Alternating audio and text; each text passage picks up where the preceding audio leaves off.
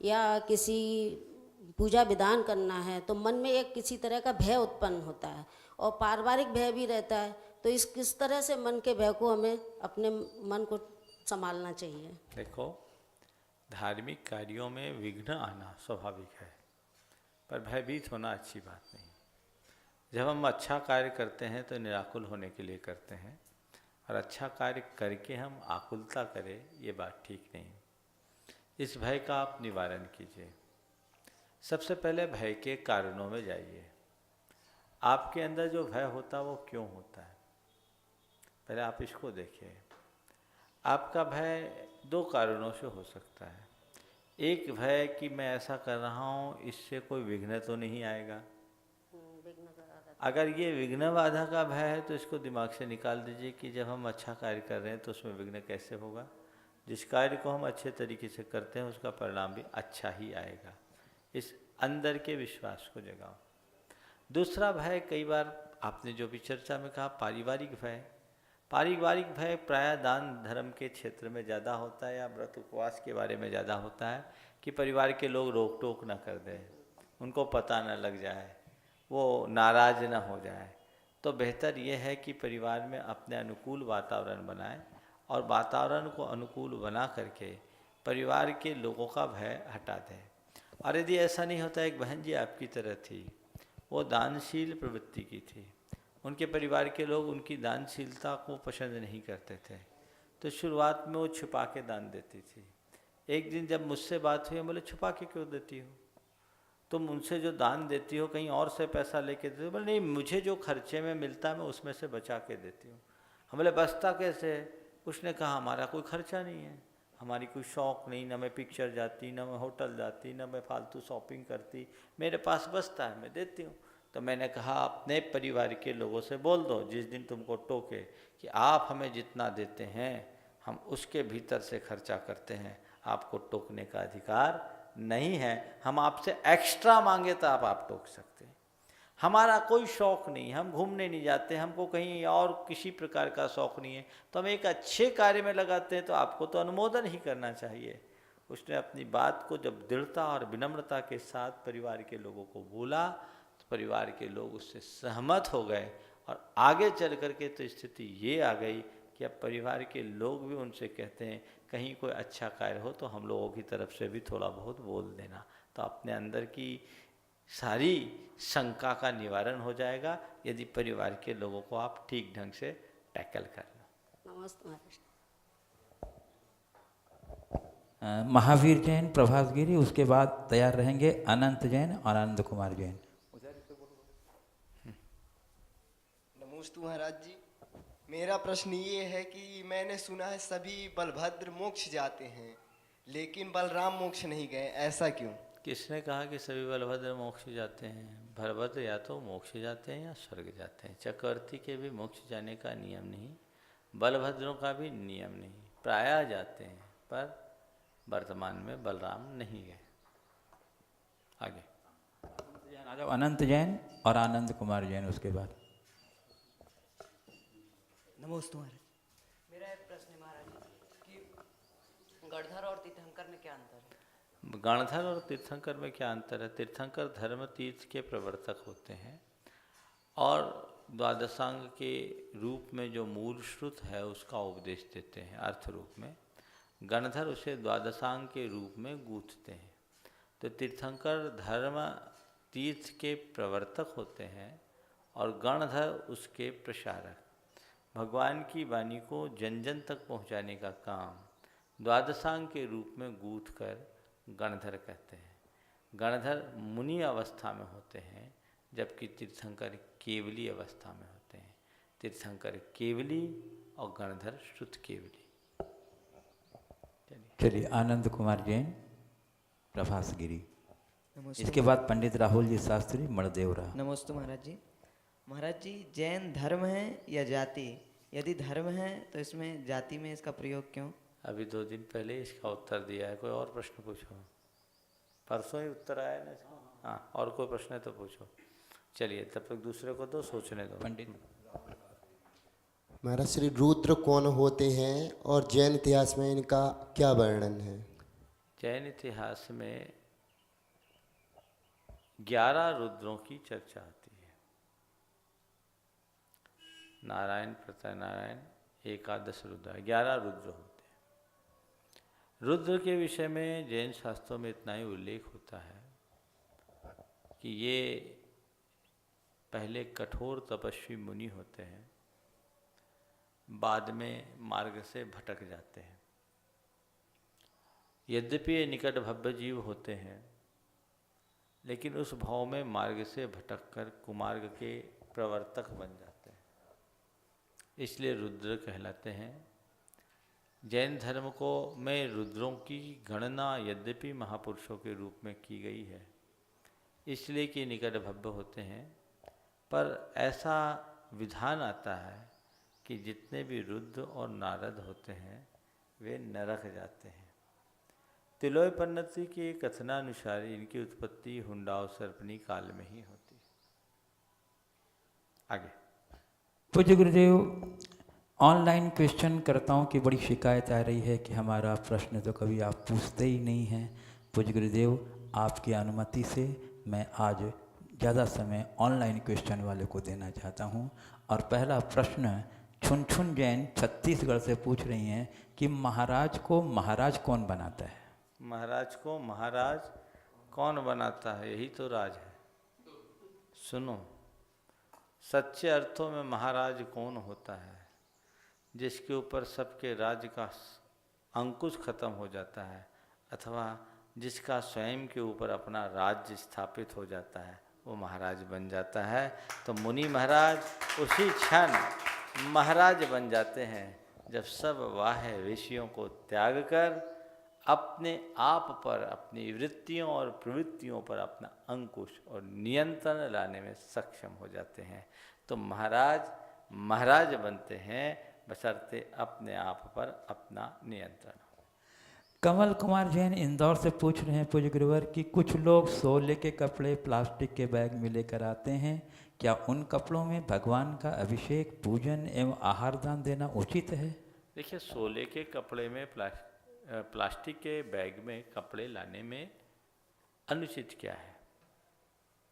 जैसे कई बार लोगों को एक स्थान से दूसरे स्थान पर जाना है, मुनि महाराज का कारिकाओं का विहार, और यहाँ ऋतु अनुकूल ना हो और परिस्थितियाँ अनुकूल ना हो जहाँ वहाँ तुरंत डाल करके सुखाया जा सके, तो उस समय कपड़े को किसी न किसी वस्तु में रख कर ले जाना होता है। कुछ लोग टीन के पीपे पे या स्टील के पीपे में डाल करके ले जाते हैं। तो टीन का पीपा हो, स्टील का पीपा हो या प्लास्टिक, पॉलीथीन भी एक केमिकल है जो पेट्रोलियम का बाय प्रोडक्ट है, उसमें कोई अशुद्ध वस्तु तो है नहीं। तो यदि उसका प्रयोग ऐसे कार्य में हो जाता है तो इसमें कोई दोष नहीं, बल्कि मेरी धारणा के अनुसार यदि विचार करो तो लोहा स्टील तो सुचालक है, प्लास्टिक बैड कंडक्ट है, कुचालक है, उससे हमारे शरीर का संसर्ग होगा ही नहीं। तो वस्त्रों को धो के अच्छे से विधिवत सुखाकर यदि साफ सुथरे प्लास्टिक में रखा जाए तो उसमें कोई दोष नहीं है। ये एक स्थान से दूसरे स्थान पर ले जाने की व्यवस्था में अनुकूलता है। जो लोग इसका निषेध करते हैं उनके निषेध के कारण मुझे समझ में नहीं आते, क्योंकि लोहा भी धातु है और प्लास्टिक भी एक प्रकार का रसायन है, इनमें कोई अंतर नहीं। पूज्य गुरुदेव, चांदनी जैन सूरत से पूछ रही हैं कि मैंने प्रसव पूर्व अपने हाथ में काला डोरा बांधा था, प्रसव के उपरांत मैं वह डोरा बांधे रही और उसी डोरा को पहने हुए मैं मंदिर चली गई। मुझे बहुत विकल्प हो रहा है कि मुझसे बहुत बड़ी गलती हो गई है, क्योंकि डोरा तो अशुद्ध था। मुझे क्या करना चाहिए? उस डोरे को अगर हटा दो और फिर भगवान के सामने क्षमा याचना करो और प्रायश्चित के रूप में किसी गुरु से निवेदन करके प्रायश्चित कर दो। श्वेता जैन पूछ रही हैं मध्य प्रदेश से कि क्या नवजात शिशु को गंधोदक लगाया जा सकता है? 10 दिन के उपरांत लगाया जा सकता है। जी। वीरेंद्र जैन इलाहाबाद से पूछ रहे हैं कि तीर्थंकर तो महान पुण्यशाली होते हैं, फिर कल्याणक भूमियाँ प्राय उपेक्षित हैं, ऐसा क्यों? ये पंचम काल की बलिहारी है। ऐसा सपनों में आया भरत चक्रवर्ती और चंद्रगुप्त के सपनों में कि सरोवर बीच में सूखा है, चारों तरफ कमल खिले हैं, जो इस बात का द्योतक था कि प्रायः धर्म के प्रवर्तक स्थलों में धर्म नहीं रहेगा, सुदूर प्रांतों में धर्म और धर्मी जन रहेंगे। जी, बाला जैन इलाहाबाद से पूछ रहे हैं गुरुवर कि परिवार, धर्म तथा समाज के बीच हम नारियां कैसे सामंजस्य बिठाएं तथा इनमें हमारी क्या भूमिका होगी? परिवार का, धर्म तथा समाज, परिवार, धर्म और समाज के बीच में सामंजस्य कैसे बिठाएं? हाँ, और तथा इनमें हमारी क्या भूमिका होगी? इसका तो उत्तर मैं दे चुका हूँ 3 दिन पहले। चलिए, तो दूसरा इन्हीं का प्रश्न है कि मन वचन काय से हम नारियों की विशुद्धि पुरुषों से अधिक होने के बाद भी हमें हमेशा पिता, पति या पुत्र पर आश्रित रहना पड़ता है। इतना ही नहीं, गुरुओं का आशीर्वाद एवं निकटता भी हमें पुरुषों से कम मिलता है। क्या यह नारी जाति के साथ पक्षपात नहीं? मैं कैसे स्त्री पर्याय से मुक्त होकर मोक्ष प्राप्त कर सकती हूँ? मैं समझता हूँ ये वेदना इनकी नहीं, प्रत्येक स्त्री की होगी। मन वचन काय से शुद्ध होना नारी का गौरव है, और जो नारी शुद्ध और सात्विक होती है, कहते हैं वही नारायण को जन्म देती है। नारी ही नारायण की जननी है। जहाँ तक सवाल है नारी की उपेक्षा का, मैं नहीं मानता कि नारी को कहीं उपेक्षित किया जाता है। नारी हो या नर, जिसका जो कार्य है वो कार्य करे। नारी अपने नार्योचित कर्तव्यों का पालन करे, जिसे वो बखूबी कर सकती है, जिसमें पुरुष उससे बहुत पीछे, कभी मुकाबला नहीं कर सकता। और नार्योचित कर्तव्यों का पालन करके अपने आप को गौरवान्वित महसूस करे। अपने आप को उपेक्षित क्यों महसूस करती? मुझे आजकल एक विडंबना दिखती है कि नारियां नारी के कार्य करने में अपने आप को गौरवान्वित न होकर के हीनता महसूस करती है, और पुरुषों का काम करके गौरवान्वित होना चाहती है। तो ये बड़ा गड़बड़ है। इससे तो पुरुषों को और वेट मिलता है। नारी नारी रहे, वो नर न बने। आज उल्टा हो रहा है, नारी नारी रह नहीं पा रही है और नर बन नहीं पा रही है। मामला गड़बड़ होता जा रहा है। इसलिए इस मन में इस प्रकार की हीनता एकदम ना आने दें। प्रकृति की व्यवस्था तभी बनेगी जब नर और नारी दोनों के मध्य संतुलन बनेगा। दोनों का अपना अपना महत्व है। नारी ना हो तो नर का जन्म भी नहीं हो सकता। इसलिए नारी कहीं से कमज़ोर हो, ये बात तो सोचना ही नहीं चाहिए। एक कवि ने लिखा, नारी नर से भारी, एक नहीं 2-2 मात्रा जारी। नर में 2 मात्रा है, नारी में 4 मात्रा है।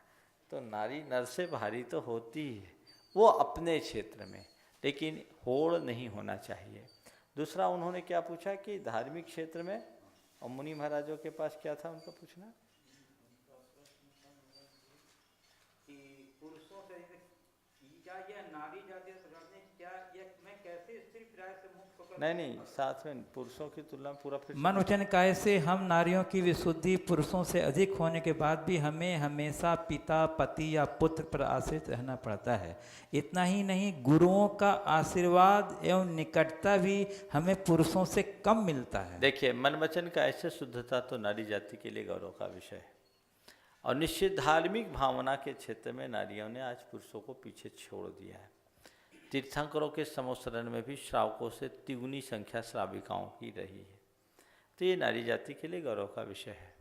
अब रहा सवाल पिता, पति या पुत्र के ऊपर आश्रित होना, ये भारतीय समाज व्यवस्था है। चूँकि हमारे यहाँ स्त्रियाँ गृह कार्य में दक्षता अपना मूल गुण मानती, व्यापार व्यवसाय करने की प्रवृत्ति हमारी परंपरा में रही नहीं, और इसलिए जो भरण पोषण करेगा उस पर डिपेंड तो रहना ही पड़ेगा। इसमें निर्भरता मत माने, इसे एक ज़रूरत माने जो समाज की ज़रूरत है।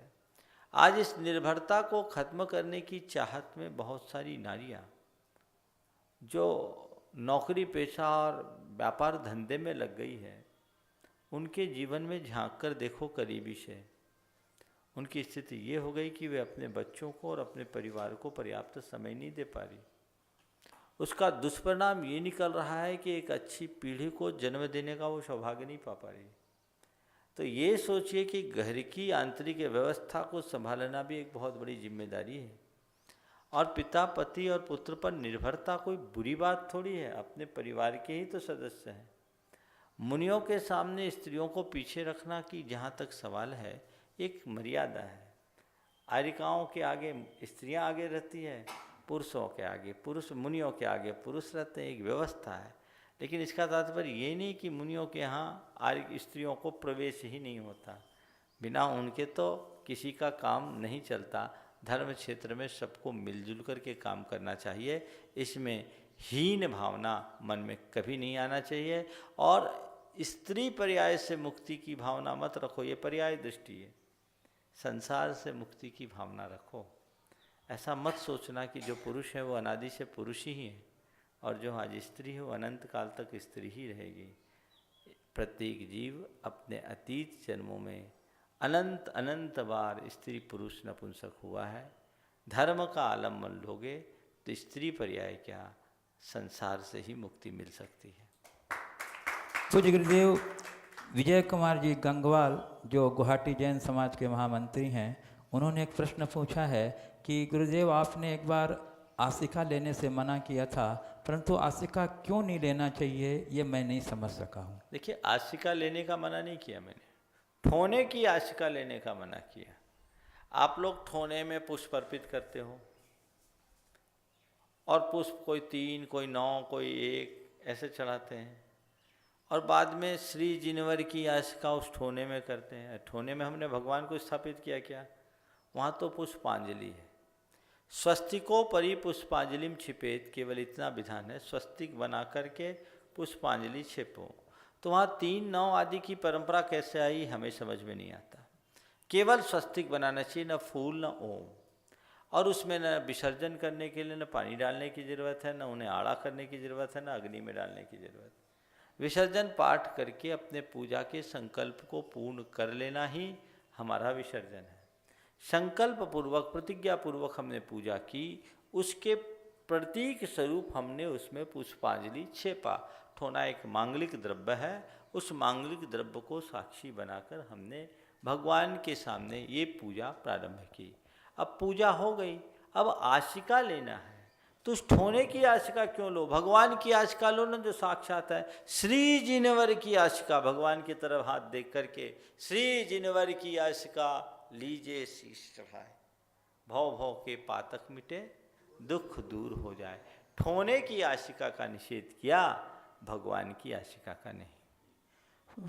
कैलाश चंद जैन कानपुर से पूछते हैं गुरुदेव कि मेरी बड़ी प्रबल भावना है कि विदेश क्षेत्र जाने की, वह कहाँ है और कैसे जाया जा सकता है? क्या करोगे विदेश जाके?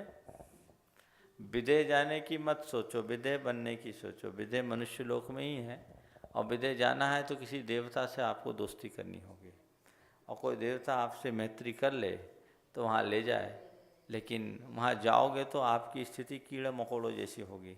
कहते हैं आचार्य कुंद 500 धनुष की अवगाना वालों के आगे एक इलायची की तरह लगे। 5 फुट के हो, क्या करोगे?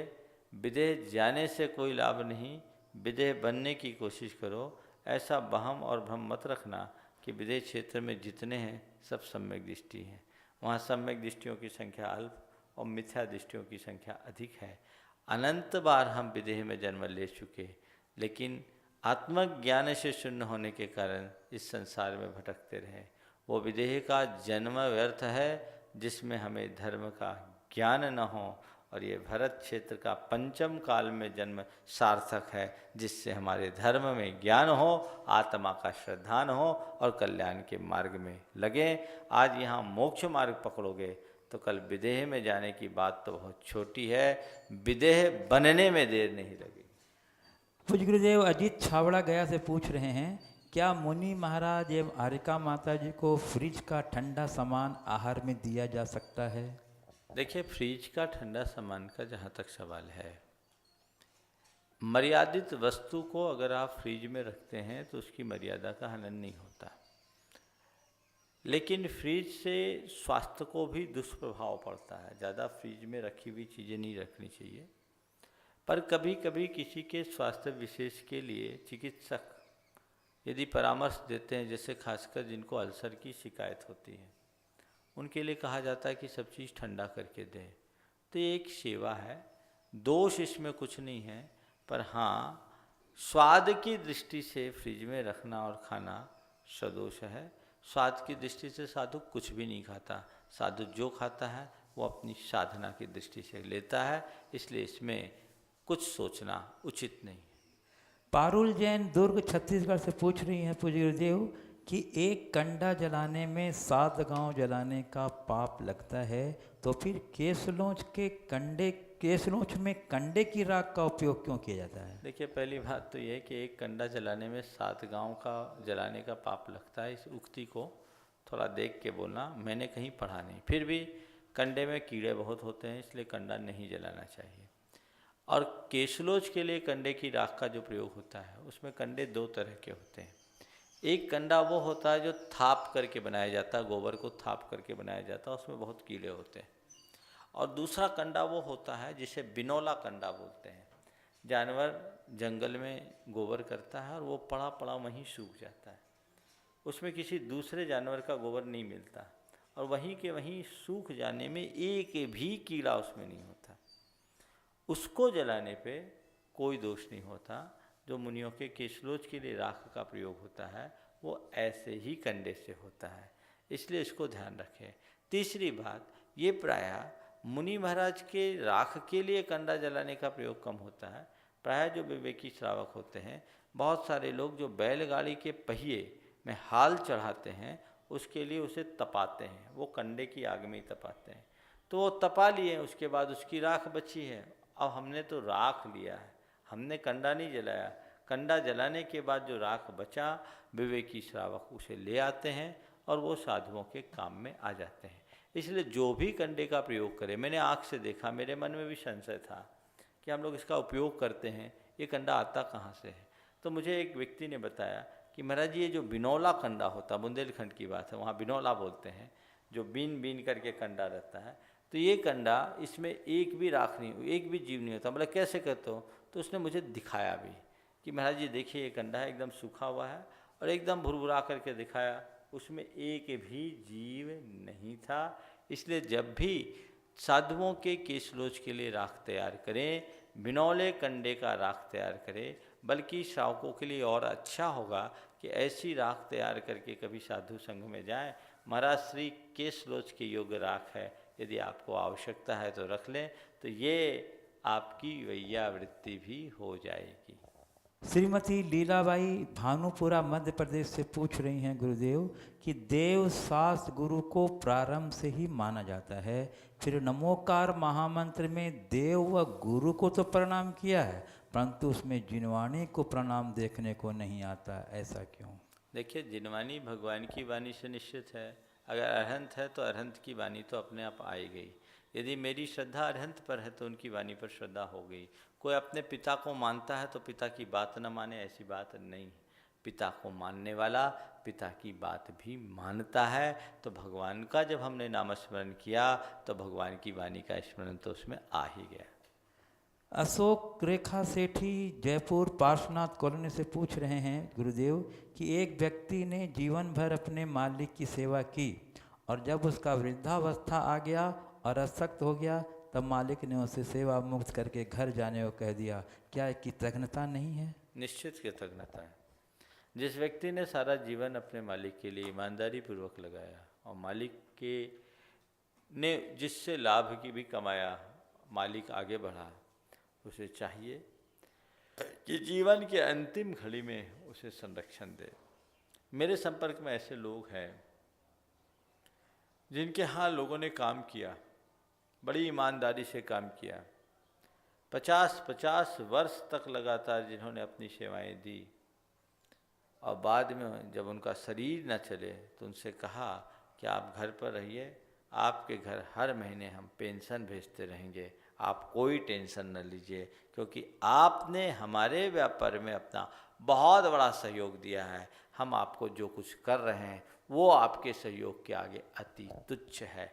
और ये भाव से लोगों ने किया है, ऐसा करते रहना चाहिए और ऐसी परंपरा विकसित करनी चाहिए। ये प्रवृत्ति कि जीवन भर किसी से काम लो और जब वो काम के लायक न हो तो उसे दूध की मक्खी की तरह निकाल दो, उचित नहीं है। ये कृतज्ञता है और ये परंपरा जैन समाज में तो होती ही नहीं है और होनी भी नहीं चाहिए। राजेश जैन जयपुर से पूछ रहे हैं पूज्य गुरुदेव की अहिंसा जीवानी यंत्र किस प्रकार हमारे धर्म की और हमारी रक्षा करता है। देखिए, अहिंसा जीवानी यंत्र के बारे में मैंने कई बार बोला है और लोगों ने उसे डायरेक्ट देखा भी है, उसका डेमो भी देखा है। अहिंसा जीवानी यंत्र क्यों, मेरी उसको समझ लीजिए। हमने उसे जब आँख से देखा तभी बोला है। वो एक बोरिंग वो करते हैं, बोरिंग 8 इंच की केसिंग की बोरिंग हो जाए, उस बोरिंग में वो एक बाल्टी बनाते हैं स्पेशल। वो बाल्टी 4 इंच 3 इंच दोनों तरह की बाल्टी होती है। बाल्टी 4 इंच चौड़ाई या 3 इंच चौड़ाई की बाल्टी है, 2 फुट 2.5 फीट लंबी एक बेलनाकार बाल्टी रखते हैं। उस बाल्टी में नीचे एक वॉल्व लगा के रखा है जिससे उसमें वजन रहता है और वॉल्व का वजन लेके बाल्टी रस्सी से नीचे चले जाती, ऊपर घिर रही रहती है। बाल्टी नीचे जा कर के भर जाती है और उसके बाद उसको खींचना होता है। उसे खींचने के लिए रस्सी को, बाल्टी को नहीं, रस्सी को खींचने के 2 उपाय हैं। मैनुअली भी खींच सकते हैं और उन्हें एक मोटर का भी सिस्टम लगा रखा है ताकि 500 फीट गहराई से भी पानी खींचना पड़े तो कोई तकलीफ ना हो। और मोटर से वो बाल्टी खींच के ऊपर आ जाती है। जब बाल्टी ऊपर आ जाए तो आप उसको छन्ने से छान करके छान लीजिए और जो जीवानी बचे वापस उसमें डालिए। डालने के बाद उसमें उन्होंने जो डिज़ाइन किया उसमें हुक लगा रखा है। उस हुक के साथ एक कड़ी रहती है, जब नीचे डालो तो उस कड़ी में रस्सी फंसा देते हैं और फिर नीचे उतार दिए बाल्टी को। जब पानी जल की सतह में चले जाए तो उस हुक को खींच दे ऊपर। हुक को ऊपर खींचते ही वाल्व ऊपर आ जाता है और वाल्व जब ऊपर आता है तो उसका सारा पानी नीचे निकल जाता है, फिर वो दोबारा भरता नहीं और पूरी शुद्धि के साथ आपकी जीवानी की क्रिया हो जाती है। मैं तो कहता हूँ कि कुएं के द्वारा जल निकालने में जीवानी में फिर भी लोग असाधना करते हैं क्योंकि ऊपर से जीवानी छोड़ देते हैं कई लोग। पानी छलकता भी है पर ये 8 इंच का कूप हो गया आपका, इसमें आपको एक बूंद पानी इधर से उधर नहीं होता और जीवानी जल की सतह में होते हैं। तो इस तरीके से करके उनने इस तरह की डिज़ाइन की कि 8 इंच की केसिंग हो तो वो आपके सब कार्यों को पूर्ण कर सकता है। भगवान के अभिषेक और व्रतियों के आहार के लिए आप जीवानी यंत्र से निकाल लें, बाकी जल आप अपने प्रयोजन के अनुसार अलग तरीके से भी निकाल सकते हैं। उसके लिए उन्होंने मोटर लगाने की भी व्यवस्था कर रखी है। तो ये आपके विचार और विवेक पर है, आप उनसे बात करें और उन्होंने जहाँ लगाया है अपने नज़दीकी जगह में जाकर देख लें, बहुत अच्छे से समझ में आ जाएगा। दशरथ पटेल दमोह से पूछ रहे हैं गुरुदेव कि मैं ब्रह्मचारी बनना चाहता हूँ, मुझे क्या करना चाहिए। गुरु चरणों में जाकर निवेदन करना चाहिए, उनसे व्रत लेना चाहिए और उनके निर्देशानुरूप आगे बढ़ने का प्रयास करना चाहिए। सोमिया इंदौर से पूछ रही हैं कि मम्मी कहती हैं झाड़ू को पैर नहीं लगाना चाहिए, इससे क्या होता है। झाड़ू को पैर न लगाने की एक परंपरा रही है। इसके पीछे मुझे एक कारण समझ में आता है, वो ये कि झाड़ू जब भी हम लोग निकालते हैं उससे सारा कचरा निकालते हैं। कचरा निकालने का मतलब है नेगेटिव एनर्जी को बाहर निकालना, और झाड़ू में यत्किंचित नेगेटिव एनर्जी हो इसलिए झाड़ू को प्रायः दरवाजे की ओट में रखा जाता है ताकि नेगेटिव एनर्जी फैले नहीं। आपने झाड़ू पर पांव रखा, आपके ऊपर नेगेटिव एनर्जी का असर हुआ, वो एनर्जी पूरे घर में फैलेगी। शायद इसलिए झाड़ू के ऊपर पैर न लगाया जाता हो। बाकी कहीं किसी शास्त्र में मैंने नहीं पढ़ा कि झाड़ू पे पैर क्यों नहीं लगाएं, पर हमें भी बचपन में यही सिखाया गया कि झाड़ू में पैर न लगाएं। मैं यही कहना चाहता हूं, हमारी जो भी परंपराएं हैं उनके पीछे कोई ना कोई विज्ञान है। हम उस विज्ञान को न समझ पाएं ये सोचकर उसको हम केवल रूढ़ी कहें, ये बात सुसंगत नहीं है। शायद नेगेटिव एनर्जी का फ्लो सर्वत्र न बहे, इसलिए झाड़ू पर पैर लगाने का निषेध करते हैं। गुंजन जैन वर्धा से पूछ रही हैं गुरुदेव कि अगर हमारा व्रत सफ़र में पड़ जाता है और देव दर्शन नहीं हो पाता, ऐसी परिस्थिति में हमें क्या करना चाहिए। व्रत तो कर लीजिए लेकिन उसको काउंट मत करिए। घर जाकर देव दर्शन और पूजन के साथ एक व्रत एक्स्ट्रा कर लीजिए। इन्हीं का एक प्रश्न और है कि मैं सहस्त्र नाम का रोज पाठ करती हूँ, परंतु बहुत कुछ भी समझ में नहीं आता, इसका हिंदी अनुवाद कहाँ मिलेगा? सहस्रनाम के पाठ का, चूँकि ये मंत्र है या श्लोक है, मेरे ख्याल से सहस्रनाम मंत्र का कोई हिंदी अनुवाद तो हुआ नहीं है शायद। वो नाम है, सहस्रनामों के अर्थ जो विधानों में हैं उनसे आप पढ़ करके सीख सकते हैं। जिन सहस्रनाम हिंदी में निकला है, आप बता दीजिए कहाँ निकला, मैंने देखा नहीं। जिन सहस्त्र नाम करके भारतीय ज्ञानपीठ से काफ़ी पहले प्रकाशित हुआ है, उसमें इसका पूरा हिंदी का है? जी। हिंदी का अनुवाद है कि हिंदी पद्यानुवाद है? नहीं, पद्यानुवाद नहीं है, उसके भाव को स्पष्ट। हिंदी अनुवाद तो जिन सहस्रनाम के कई हैं, पद्यानुवाद की बात कर रहा हूँ। हिंदी अनुवाद तो सहस्रनाम मंत्रों के विधानों के साथ दिए हुए, अलग से भी दिए हुए। पूज्य गुरुदेव, ये अमित सारिका सेठी गया से पूछ रही हैं, आजकल दान में जो भी राशियां प्रदान की जाती है वह अधिकांशतः काले धन की राशि होती है। ऐसे दाताओं का सार्वजनिक रूप से सम्मान भी किया जाता है। क्या इससे काले धन की कमाई की अनुमोदना और प्रोत्साहन का दोष संपूर्ण जैन धर्मावलंबियों को नहीं लगेगा? क्योंकि काले धन का अर्जन गैर कानूनी ढंग से किया जाता है, टैक्स की चोरी करके विरुद्ध राजाति क्रम नाम का अधिकार भी लगता है। देखिए, दो चीज़ें हैं, एक अनैतिक, दूसरा अवैधानिक। अनैतिक कार्य करने वाले का धन कभी भी धर्म में नहीं लगाना चाहिए। अनैतिक यानी हिंसा, हत्या, शोषण, विश्वासघात, चोरी, ऐसा करके जो कार्य कर रहा है वो निश्चित रूप से महान पाप का कार्य कर रहा है, और ऐसे पापियों का पैसा धर्म में लगाना कतई उचित नहीं है। लेकिन दूसरा अवैधानिक। अवैधानिक यही कि जो सरकार के नीति नियम हैं उनके अगेंस्ट जानकर, जिसको आप लोग नंबर 2 बोलते हैं, तो नंबर 2 करके पैसा लोग एडजस्ट करते हैं। उसके पीछे मैंने 1-2 लोगों से बात किया, बोले सरकार की नीतियां ऐसी है कि अगर हम पूरा टैक्स दे दें तो घर में कुछ बचेगा ही नहीं। तो एक सरकार की नीति भी इसमें बाधक बनती है, वर्तमान की व्यवस्था भी बाधक बनती है। लोग अपना व्यापार करना चाहते हैं और व्यापार करके कुछ बचाना चाहते हैं जिससे परिवार का संचालन हो, उसमें गलत करते हैं। अवैधानिक और अनैतिक, अनैतिक तो महान अनर्थकारी है, वो तो होना ही नहीं चाहिए। कोशिश करना चाहिए अवैधानिक से भी बचने की। लेकिन यदि कोई व्यक्ति अवैधानिक से नहीं बच रहा है तो वो धर्म के कार्य में जो रुपया लगा रहा है वो तो अच्छे कार्य में लगा रहा है। आपने उसकी अनुमोदना की, ये कह करके थोड़ी की कि तुमने गलत कमाया हम उसकी अनुमोदना कर रहे हैं। आपने अनुमोदना केवल इस बात की कि तुमने अच्छे कार्य में रुपया लगाया, हम उसकी अनुमोदना कर रहे हैं। तो अच्छे कार्य में रुपया लगाने की अनुमोदना का मतलब अच्छाई की अनुमोदना है, और अच्छाई की अनुमोदना का मतलब पुण्य का उपार्जन है। इसमें कोई दोष की बात नहीं है। व्यक्ति गलत कार्य करके पाप में रुपया लगाता है, वो पतित होता है, और वो अगर परमार्थ में रुपया लगाता है तो उस पुण्य से उसके जीवन में बड़ा बदलाव भी घटित हो सकता है और जीवन परिवर्तित हो सकता है। देखिए, मैं एक स्थान पर था, एक जगह बोली लगी, एक भाई ने एक बोली ली और उसकी बोली, जो उसका कारोबार था वो उचित नहीं था, जैन धर्म के विरुद्ध कारोबार था। मैंने बीच में इंटरवेन किया। जैसे बोली उसके नाम पर टूटी, मैंने उसको बुलाया, मंच पे ही बुलाया, और मैंने कहा भाई तेरा जो कारोबार है उस कारोबार करने वाले व्यक्ति के हाथ से भगवान महावीर का अभिषेक, महावीर जयंती का प्रसंग था, ये नहीं होना चाहिए। महाराज आप आदेश करो।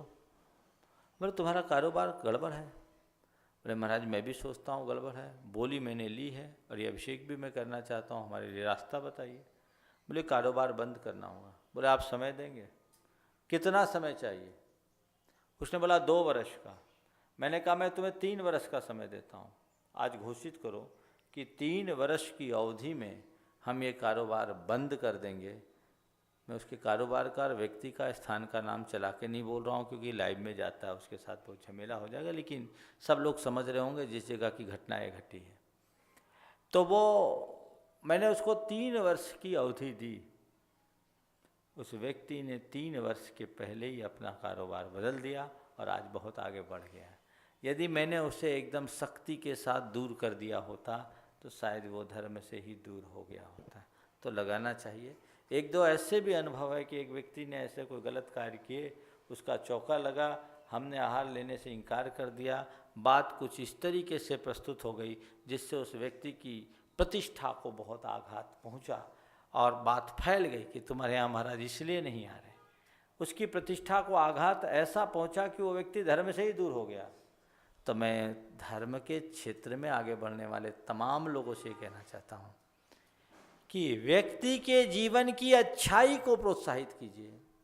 गलत से गलत आदमी में भी जो उसके भीतर की अच्छाई उसे देखिए, बुराई मत देखिए।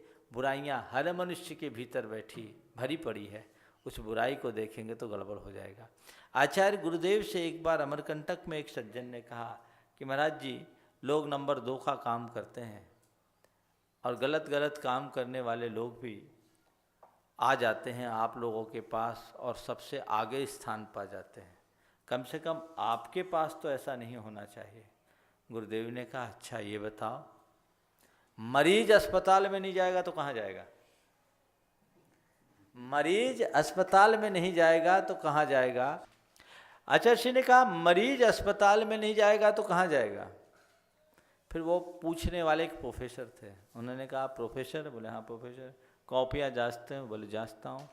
बोले कितने मार्क्स लाने में आप पास मानते हो? बोले 33% में पास मानते हैं। बोले अच्छा, 33% में पास होने वाला फेल कितने में? बोले 32 में। बोले नहीं, गलत। 33% लाने वाला 67% में फेल है, 67% नहीं लाया। लेकिन जब आप वैल्यूएशन करने बैठते हैं तो ये देखते हैं कि इसने कितने मार्क्स लाए, ये नहीं देखते कि उसने कितने मार्क्स नहीं लाए। तो धर्म के क्षेत्र में चलने वाले हर कोई 100% मार्क्स नहीं लाते। अगर कोई 33% भी लाया है तो ये देखो उसने क्या लाया और पास कर दो। और मैं बोलता हूँ, किसी ने 1 नंबर भी पाया तो उसने कुछ पाया है। कम से कम परीक्षा में बैठने का हौसला तो रखा है। फेल होने के डर से जो मैदान छोड़कर भाग गए, उनसे तो अच्छा है आज नहीं कल सुधार होगा। इसलिए सकारात्मक बनना चाहिए और मन की शंका और चिंता को पूरी तरह से निकाल दीजिए कि किसी भी तरीके से इसमें कोई पाप की अनुमोदना है। पाप की अनुमोदना तो आप कर ही नहीं रहे हैं, आप दान की अनुमोदना कर रहे हैं, अच्छे की अनुमोदना कर रहे हैं, अच्छाई की अनुमोदना कर रहे हैं। ओम। मैं अब थोड़ा हाँ। अब मैं यहाँ ऑनलाइन क्वेश्चन को थोड़ा विराम देता हूँ। कुछ हमारे यहाँ श्रद्धालु उपस्थित हैं, मैं उनको चांस देना चाहता हूँ। और मैं अभी आमंत्रित कर रहा हूँ श्री मनोज जैन कन्नौज, जो बड़े मंटू के रूप में जाने जाते हैं और इस पूरी अहिंसा पद यात्रा का संचालन बहुत कर्मठता के साथ कर रहे हैं। जोरदार करताल ध्वनि से इनका अभिनंदन कर दीजिए बंधु। आइए हमारे। नमोस्तु महाराज जी। महाराज जी, मेरा क्वेश्चन है, प्रायश्चित और दंड में क्या फर्क है? प्रायश्चित और दंड में ये अंतर है कि प्रायश्चित लिया जाता है, दंड दिया जाता है। प्रायश्चित लेने वाला गहन अपराध बोध से ग्रसित होता है, जबकि दंड पाने वाले के मन में अपराध बोध भी नहीं, प्रायः अपराध बोध नहीं होता। प्रायश्चित जिनके द्वारा प्रायश्चित मिलता है, प्रायश्चित लेने वाला अपने आप को उनके प्रति, उनके उस प्रायश्चित से कृतार्थ महसूस करता है, जबकि दंड लेने वाला, दंड पाने वाला व्यक्ति दंडदाता के प्रति क्षोभ और शिकायत भरी दृष्टि रखता है। प्रायश्चित स्वयं लिया जाता है, दंड दिया जाता है, दंड साबित करने पर दिया जाता है और प्रायश्चित स्वयं अपने हृदय को खोल कर लिया जाता है। इसलिए प्रायश्चित एक तपस्या है और दंड अपराध की सजा। और आज के अंतिम प्रश्नकर्ता के रूप में मैं आमंत्रित कर रहा हूं श्रीमती आरती जैन कन्नौज को, जो इस पूरी अहिंसा पदयात्रा के अंतर्गत बहुत ही भक्ति भाव और समर्पण के साथ अतिथि समविभाव व्रत का पालन कर रही हैं। एक बार जोरदार करताल ध्वनि से इनका अभिनंदन कर दीजिए। श्रीमती आरती जैन कन्नौज। नमोस्तु महाराज जी। महाराज जी, मेरा प्रश्न ये है कि श्रावकों को किस तरह का अंतराय पालन करना चाहिए, कितने प्रकार का अंतराय पालन करना चाहिए? श्रावकों के 7 प्रकार के अंतराय बताएं।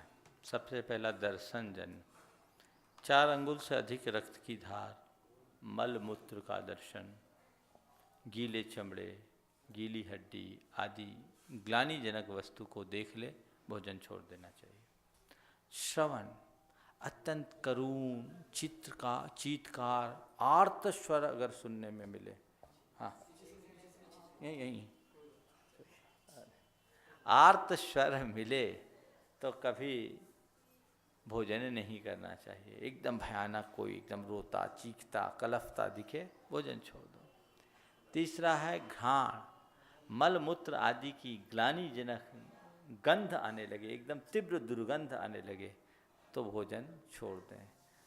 स्पर्श, रजस्वला स्त्री का स्पर्श हो, चमड़े की वस्तु का, सूखी हड्डी का स्पर्श हो जाए तो स्पर्श जन अंतराय मानना चाहिए। फिर पांचवा अंतराय है जो त्यागी हुई वस्तु है उसका सेवन हो जाए। जिस चीज़ का हमने त्याग कर दिया वो वस्तु अगर खाने में आ जाए तो भोजन छोड़ देना चाहिए। छठवां अंतराय है मन में कोई दुष्ट विकल्प आ जाए, ग्लानिजनक विकार आ जाए तो भोजन छोड़ देना चाहिए। और सातवां अंतराय है कोई जीव जंतु भोजन में सम्मिलित हो जाए, मृत हो जाए, जिसे अलग करने की कोई संभावना न हो, ऐसे स्थिति में भोजन छोड़ देना चाहिए। बाल का अंतराय श्रावकों को नहीं। नमोस्तु महाराज। चलिए मैं आमंत्रित कर रहा हूँ उस मनोज को जो गुणायतन में अपनी सेवा प्रदान कर रहा है और इस पूरी अहिंसा पद यात्रा में विशेषकर मुनि संघ की सेवा में बहुत ही सक्रियता से योगदान दे रहा है। हाँ। उसकी बड़ी जिज्ञासा है और वो एक प्रश्न पूछ रहे हैं। महाराज जी, आज प्रतिदिन प्राकृतिक आपदाएं आ रही हैं, लोग मर रहे हैं, उसमें उनके प्रति हमारी कैसी भावना होनी चाहिए? बहुत अच्छा प्रश्न किया है। प्राकृतिक आपदा में एक व्यक्ति मर रहे हैं तो उनके प्रति हमें सद्भावनाएं रखना चाहिए। और दो तरह की भावना होनी चाहिए। जिन परिवारों के ऊपर ये आपत्तियाँ आई हैं उनकी आपत्तियाँ दूर हो, उनके भीतर सहन शक्ति हो और उनकी आपत्ति में हम लोग जितनी बन सके सहायता करें, ऐसी भावना भानी चाहिए। और जो दिवंगत हो गए हैं वे सदगति को प्राप्त हो, ऐसी शुभ भावना मन में रखनी चाहिए। और भगवान से एक प्रार्थना और करनी चाहिए, भगवान इस धरती पर कभी भी इस प्रकार की त्रासदी या आपदा ना आए। और चलो। अनिता जैन चंडीगढ़ से पूछ रही हैं कि लब्धि विधान महावीर स्वामी जी से किस तरह संबंधित है, कृपया लब्धि के बारे में बताने की कृपा करें। देखिए, लब्धियों का अर्थ होता है रिद्धि, और रिद्धियाँ तीर्थंकरों को तो होती ही है, प्राय एक साथ संभव सभी रिद्धियाँ होती, विशिष्ट मुनियों को भी होती। तो महावीर भगवान जब मुनि बने तो उनके ऊपर ये उनमें ये रिद्धियाँ थी ही। कुछ पुराणों में ऐसा आता है, दिगंबर में नहीं श्वेतांबर में, कि भगवान महावीर के ऊपर मखली गोसालक ने तेजोलब्धि का प्रयोग किया था और भगवान महावीर को भस्म करने की कोशिश की थी, लेकिन वो उनका कुछ भी बिगाड़ नहीं कर पाया। भगवान महावीर ने अपने जीवन काल में किसी भी लब्धि या रिद्धि का कोई प्रयोग नहीं किया। तीर्थंकर वीतरागी होते हैं, उनके पास शक्तियाँ सब होती हैं, पर प्रयोग किसी का नहीं करते। इसलिए लब्धि विधान की जहाँ तक बात है, मैं समझता हूँ इसके बारे में और ज़्यादा कहने की कोई आवश्यकता नहीं है। वीतरागी मुनियों को ये होती है, पर इनका प्रयोग वो प्रायः नहीं करते। तीर्थंकर तो कतई नहीं करते। इसी से मिलता जुलता एक प्रश्न मिलपिटास अमेरिका से आया है, भावना रिकेश शाह। उनका प्रश्न है कि लब्धि और रिद्धि का अर्थ क्या है और क्या ये दोनों शब्द पर्यायवाची हैं और क्या इन दोनों शब्द को एक दूसरे के लिए प्रयुक्त किए जा सकते हैं? जयगंबर परंपरा में रिद्धि शब्द का प्रयोग बहुलता से हुआ है। लब्धि शब्द का प्रयोग प्रायः तेजस लब्धि और वैकृक लब्धि के रूप में किया गया है, बाकी रिद्धि का ही प्रयोग किया है। लब्धि और रिद्धि अगर हम शब्द के अर्थ में देखें तो प्रापनम रिद्धि, और लब्ध भी प्रापने के अर्थ में है। प्राप्ति का नाम विशिष्ट चमत्कारिक शक्तियों की प्राप्ति को रिद्धि कहते हैं और उसे ही लब्धि कहते हैं। तो शब्द शास्त्र की दृष्टि से दोनों में कोई खास अंतर नहीं है, पर फिर भी दिगंबरों में लब्धि शब्द का प्रयोग प्रायः तेजस लब्धि और आहारक लब्धि प्रत्ययम च वैकरिक लब्धि के लिए किया गया है, बाकी रिद्धियों का प्रयोग बहुलता से किया है। अर्पित जैन सिरोंज जिला विदिशा से प्रश्न पूछ रहे हैं कि मैं शिशु मंदिर में पढ़ाने जाता हूँ, वहाँ प्रार्थना में कुछ श्लोक कुदेवों से संबंधित हैं जो हमें बोलना पड़ता है, तो क्या मुझे मिथ्यात्व का दोष लगेगा? मैं इससे किस प्रकार बच सकता हूँ? जब आप प्रार्थना में जाएं तो आप प्रार्थना अपने हिसाब से कर ले, नमोकार जपने लगे, या प्रार्थना में खड़े हो जाएं और बस एक ही भाव रखें। इस प्रार्थना में जो भी शब्द बोले जा रहे हैं वो वीतराग भगवान के चरणों में स्तवन पूर्वक सारे लोक के मंगल के लिए किए जा रहे हैं, और उस भाव दशा के साथ वीतराग की छवि को अपने मानस में रखें। स्तोत्र के उच्चारण की भी जरूरत नहीं पड़ेगी और आप दोष से भी मुक्त हो जाएंगे। ममता जैन इलाहाबाद से पूछ रहे हैं गुरुदेव कि महावीर जयंती में रथ यात्रा के दौरान खान पान की व्यवस्था रास्ते में होती है। श्री जी की रथ यात्रा में व्यक्ति शरबत मिठाई आदि खाने में व्यस्त हो जाते हैं, क्या यह उचित है? जैन धर्म तो संयम के लिए जाना जाता है, क्या 3-4 घंटे के रास्ते में अपने ऊपर नियंत्रण नहीं रखा जा सकता? ये बहुत अच्छा पूछा है आपने, और ये एक परिपाटी बन गई है। वो महावीर जयंती में भगवान की रथ यात्रा की जगह बारात निकल जाती है, जगह जगह स्वागत, खाना पीना, अशुद्धि भी है। आजकल तो डिस्पोजल ग्लासेस का प्रयोग ज़्यादा होता है, तो पूरी सड़क में बिछ जाती है। मेरी दृष्टि में इसका औचित्य नहीं है। अब गर्मी का समय होता है, लोगों को गर्मी ज़्यादा लगती है, तो लोग भगवान को भूल जाते हैं। अरे भगवान महावीर की जयंती मना रहे हो तो कम से कम इतनी तो दृढ़ता रखो। और दूसरे तरीके से भी तो स्वागत सत्कार किया जा सकता है, खाने पीने से स्वागत किया। भगवान की आरती करो, भगवान की उस रथ यात्रा में चलने वाले लोगों का तिलक करो, भगवान का मंगल गान करो, ये भी एक स्वागत का तरीका है। खिलाना पिलाना मुझे भी समझ में नहीं आता, घर से खा के जाओ और आके खा लो। 4 घंटे ऐसे भगवान की शोभा यात्रा में चलोगे, ऐसा पुण्य पाओगे कि एक दिन साक्षात भगवान के समो शरण में विहार करने का सौभाग्य पा जाओगे। और खाते पीते उस रथ यात्रा में चलोगे तो संसार की यात्रा सिमटने वाली नहीं है। एक प्रश्न और है, मोहित जैन इलाहाबाद से पूछ रहे हैं गुरुदेव कि दान देना, पूजा करना, संयम उपवास करना, मिथ्यात्व नहीं करना, उससे श्रावक कौन से स्वर तक जा सकता है? क्षमा कीजिए, मुकेश जैन कोल्हू वाले ट्रस्टी का प्रश्न ये है। देखिए, दान पूजा आदि कर्तव्यों का पालन करने वाला अगर श्रावक सम्यक दृष्टि है तो 16वें स्वर्ग तक जा सकता है। व्रती हो या अव्रती, सम्यक के साथ 16वें स्वर्ग तक जाने की संभावना है। इसलिए हर श्रावक को चाहिए कि वो जिनेंद्र भगवान के द्वारा प्रतिपादित मार्ग के अनुरूप अपना आचरण करे। सीमा आज के शंका समाधान का समय हो गया है, इसलिए मैं इस सत्र को यहीं पर विराम दे रहा हूँ। बोलिए परम पूज्य आचार्य गुरु श्री विद्यासागर जी महाराज। बोलिए परम पूज्य हरमनोहर जी प्रमाण सागर जी महाराज की जय। मुनिवर श्री विराट सागर जी महाराज की जय।